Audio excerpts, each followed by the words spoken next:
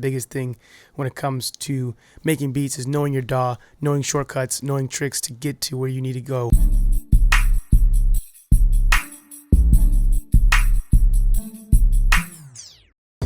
What is good, family? Ice Age Beats here in the studio. Today we're going to do 10 FL Studio tricks that I use, I still use to this day, and I'm telling you, it comes in handy. I mean, I think the biggest thing when it comes to making beats is knowing your DAW, knowing shortcuts, knowing tricks to get to where you need to go quicker and more efficiently. When you can take things out of your head and put it into the DAW, that's where you're winning. That's when your beats are going to be slapping, and you're going to be able to take what you're thinking and implement it to the best of its ability, right? And translate it, you know what I mean, clearly.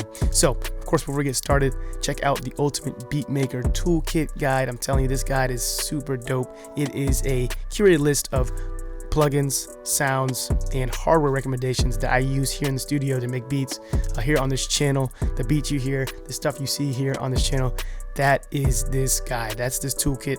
Go ahead and copy it. Link is right here and in the description. This is not a big list of a bunch of recommendations and sounds. It's curated. It's very specific, and I know it's going to help you benefit or help you and benefit you so you can make better beats. So what I'm going to do is I'm going to go ahead and break down each one, one by one, explain what it is, and then I'm going to demonstrate it here in the DAW as well so you can see exactly what I'm talking about. Okay, so let's go ahead and get to it. The first thing I want to talk about is using the shift key. All right, using the shift key in the mixer channel. So let me break that down for you real quick.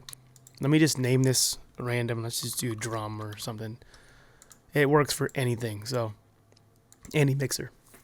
So say we had a drum here in 7. So say we had like something routed like an 808 or something like that, and we needed to get it. We wanted it somewhere else. What you could do is you could basically do file, do default, or erase it, delete it. But that's just more work. What you should do, or here's what I usually do. I hold the shift button and I just scroll left or right, and it literally moves over to whatever channel. And what happens is, for example, let me see, let me pull up something. Say GMS was in there, so let's go to 11. Say this was like the layer, and let me just rename this to like melody, trying to keep it cohesive so you can understand it.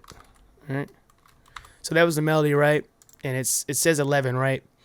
When we move it, it literally will move right over in the channel rack, but it also will move in the not channel rack, in the mixer, but in the channel rack it also will change too. You know what I mean? So that's a cool trick I use. I use it all the time, honestly, all the time.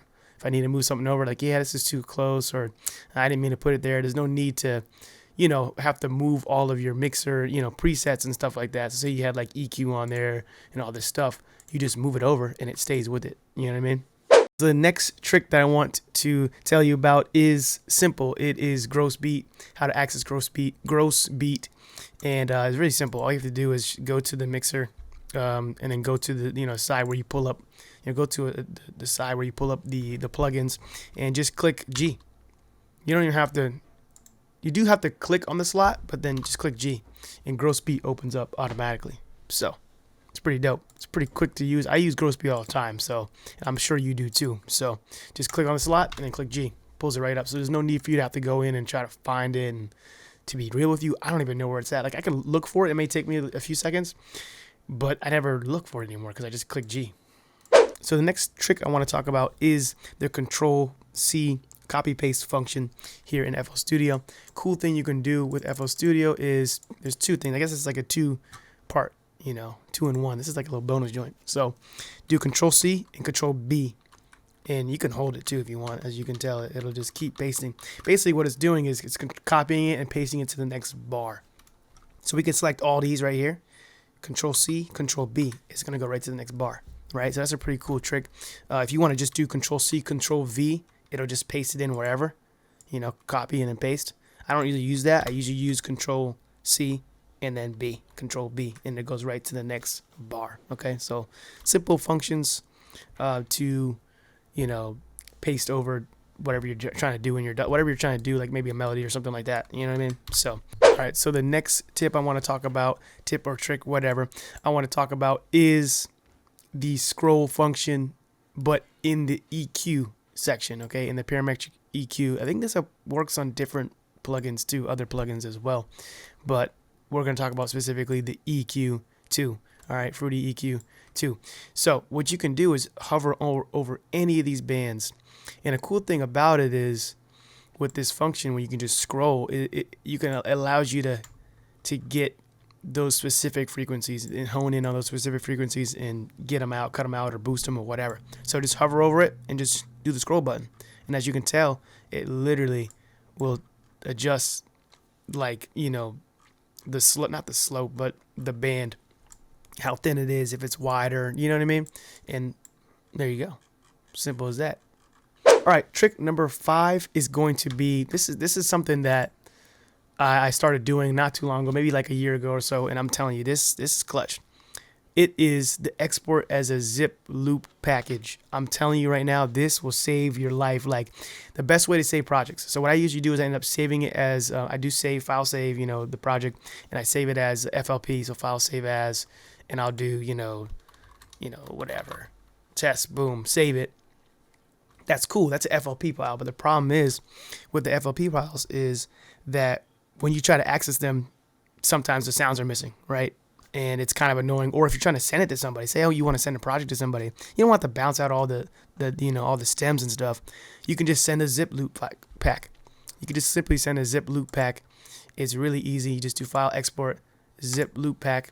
And what happens is it literally creates a folder just like this one you see here. This was something else I was doing. And basically within that folder is all your sounds that you're using, all your, if you recorded something, it's all in there. And that way you could send this to somebody or send it to another. Say you were opening this up on another computer or another device that you had. You don't have to worry about trying to find the sounds. Everything's there. The kicks you used, everything is all in that zip loop pack, as well as the FLP file. It's all there. The only thing I will say is in order to open it up correctly, you need to do file open. And you need to open up the file, the zip loop pack file, not the FLP file. So once you send this over to somebody or you want to open this up somewhere else or whatever, just do file open in FL Studio and then click on the zip loop pack file. It's a compressed zip pack and it will open right on up for you. And that way you'll get access to everything that you had, everything that you were working with. All right, trick number 6 is going to be the quick automation in the playlist on any sound. It has to be a waveform though. Can't be a MIDI. So if you need to do a MIDI, you need to bounce it out, right? So simple. All you have to do is right click over here. Right click over here. It says automate, and you can literally automate the volume or even the the stereo separation or the panning of the actual sound. So the volume, what I usually do is I usually do that and I just drag it down, right? And basically you can adjust the volume. You could do all kinds of stuff. You can add different nodes to adjust it and do some automation this way, and you can get some cool, crazy sounds. You can also do, like I said, the panning as well. So that's going to be, of course, this right here, the 50% is going to be right in the middle, and then left and right is going to be up or down. I think down is right and up is left. I can't remember honestly, but either way. That allows you to adjust the panning as well. So say you want to do some cool panning stuff or something like that. So you can automate live right there. Click in as many, positions as you want with both of these, with the volume and the panning offset function as well. So that is a cool trick. I use it sometimes when I'm trying to just automate something real quick. I don't have to do all the, setting the automation, recording, all that. You can just do it right there live if you want to just bring something in slowly or, subtly or something like that. So that's a really cool function as well. All right, so trick number 7, either one. I guess it's all the same, right? Number 7 is going to be consolidating. Very easy. All it is, you just select what you're trying to consolidate. This could be MIDI. This could be a whole track. It doesn't make a difference. And it's Control, Alt, and C. Now, I believe in Windows 11, it's Control, Alt, Shift, C.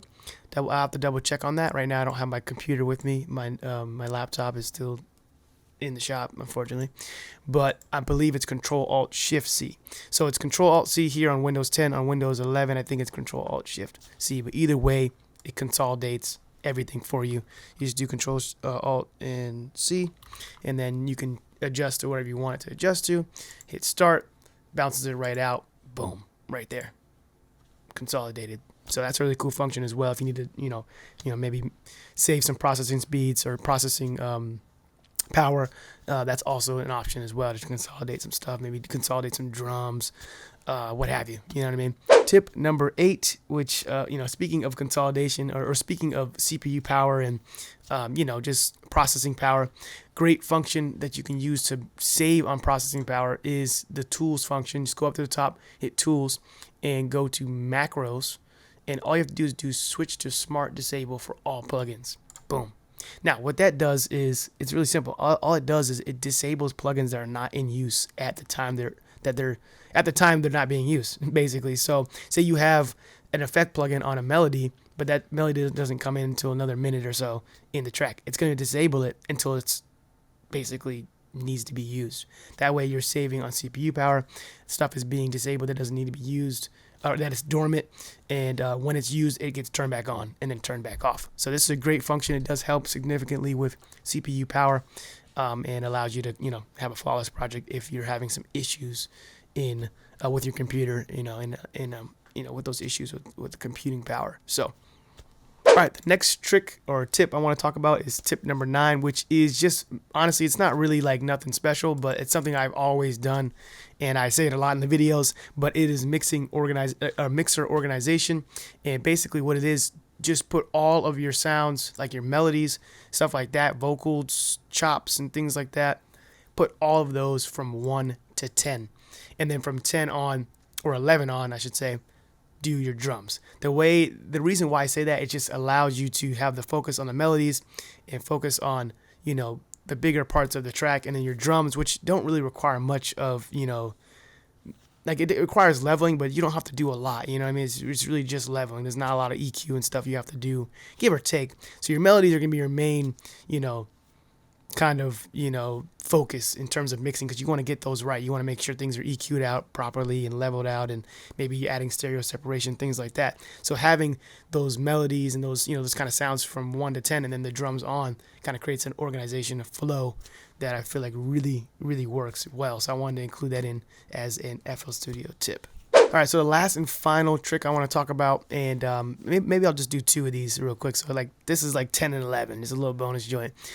Is in your piano roll. Okay, very easy. You could select whatever you want to select. Say we just selected all of these right here, every other, just holding shift down and selecting. We could hold shift, continue to hold shift, and scroll left, up, and down. And it's gonna move. It's gonna literally move your, what you put down right here, right in the piano roll. It'll move it left or right, and it'll shift it over. It just allows you to shift things over. Like if you're trying to add some swing to some stuff, this is a great tip, because you can just shift things over like that. It's not necessarily on the grid. It will snap in though to the grid though, if you wanted to. But if not, you want to just kind of keep it in here, you could do that. You can also hold hold Alt down and scroll up and down, and that's going to adjust the velocity.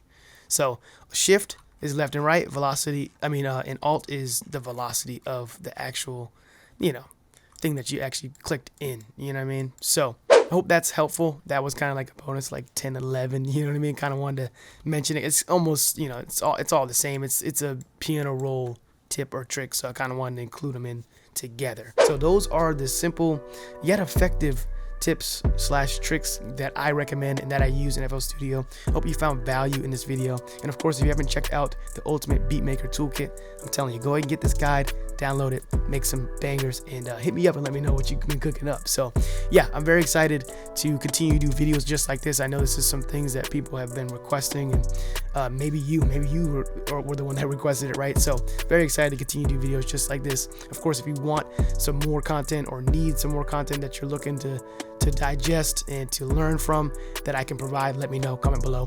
Other than that, I will see you in the next one. Peace.